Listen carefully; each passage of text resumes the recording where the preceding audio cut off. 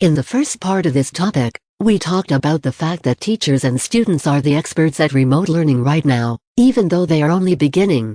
They know what they need, and administrators can be a great asset by being available, being compassionate, and making decisions so teachers aren't left wondering what the next step is. The information we're sharing is from the experts, teachers and students. They've shared stories with us about how their administrators are helping them, and the things that would be most helpful for administrators to do.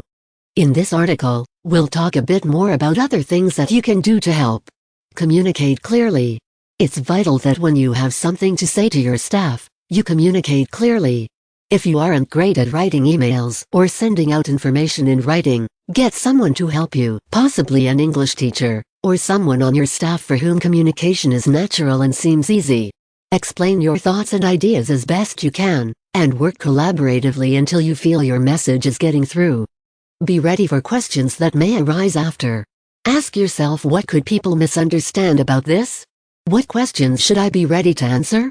Be proactive in preparing for feedback. If you have to deliver difficult news, studies show the best way to do that is to be concise, direct, and respectful.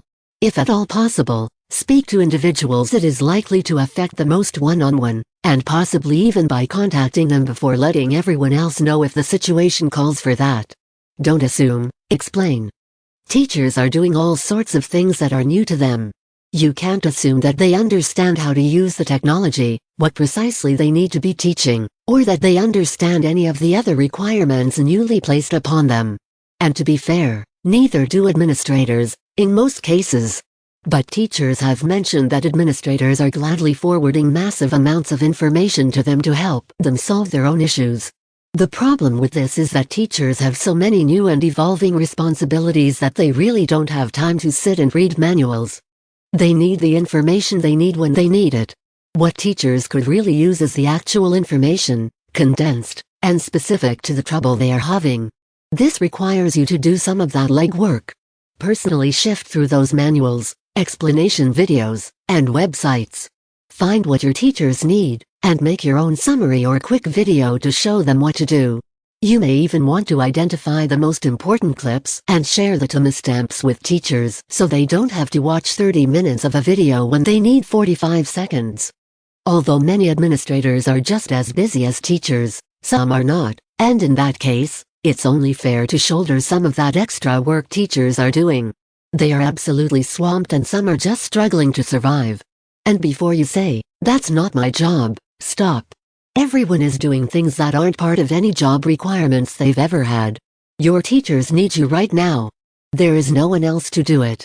It's definitely your job to help them, even if that means that to understand what needs to be done, you start teaching some classes, too.